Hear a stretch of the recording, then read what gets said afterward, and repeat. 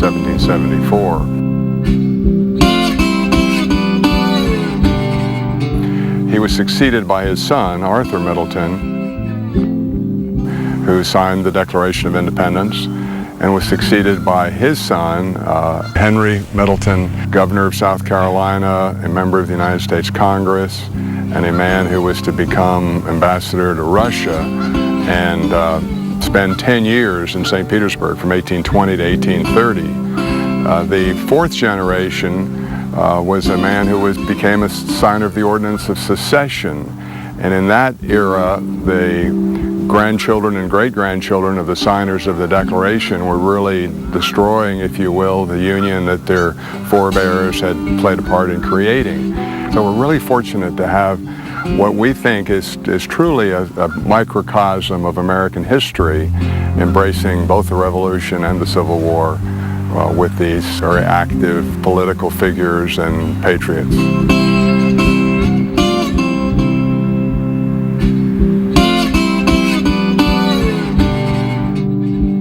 Well, we're looking at the Middleton Place house ruins. This house remained the Middleton Place house from 1741 through 4 generations of the Middleton family until the Civil War. At the close of the war, in February of 1865, Union troops had captured Charleston, and they were scouring this area and came here February 22nd and burned the main house and most of the outbuildings.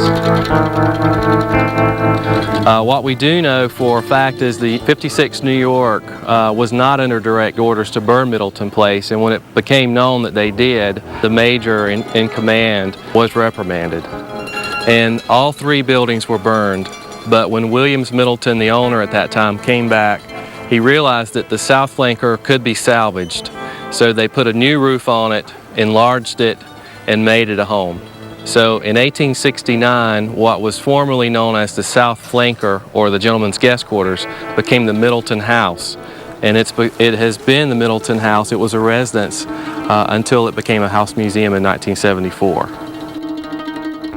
So they chose to re-roof it, gave it enough rigidity with their repairs, enough strength to survive a devastating earthquake that arrived in Charleston 20 years after the Civil War. It was an earthquake in August of 1886, and it simply felled the freestanding walls of the main house that had been gutted and burned out.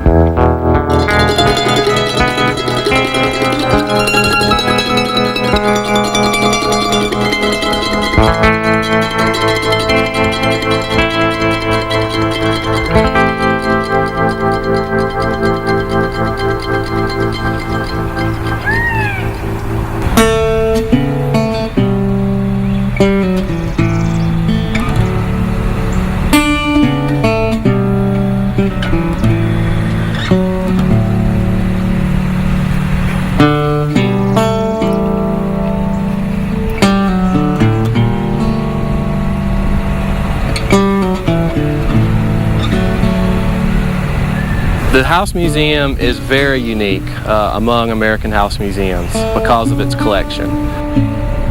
Almost everything in the house relates to the Middleton family. Very few house museums in America have even a large percentage of their collection relating to the family. They're simply period pieces or reproductions.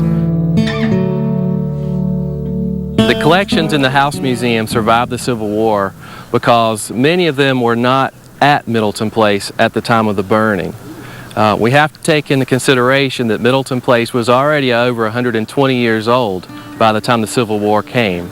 So when a generation passes, many of those objects or family heirlooms are taken away to various family members on other properties. Family members are now coming back to the property, and we're finding out about family heirlooms that are in their homes and learning about pieces that were separated, chairs that were once a set that were separated, and now coming back together in our collections at Middleton Place. We have, for instance, a set of candlesticks on the dining room table that happened to have been made in London the same year that Benjamin West painted Arthur Middleton and his wife and their baby in a magnificent, grand family portrait.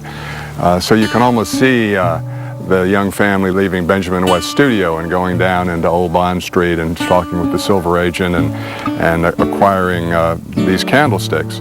There were 8 of them. We have 6 of them back now. We used to have none, but 2 came from a cousin in Maryland, and a couple of more came from a cousin in Charleston, and it's just remarkable.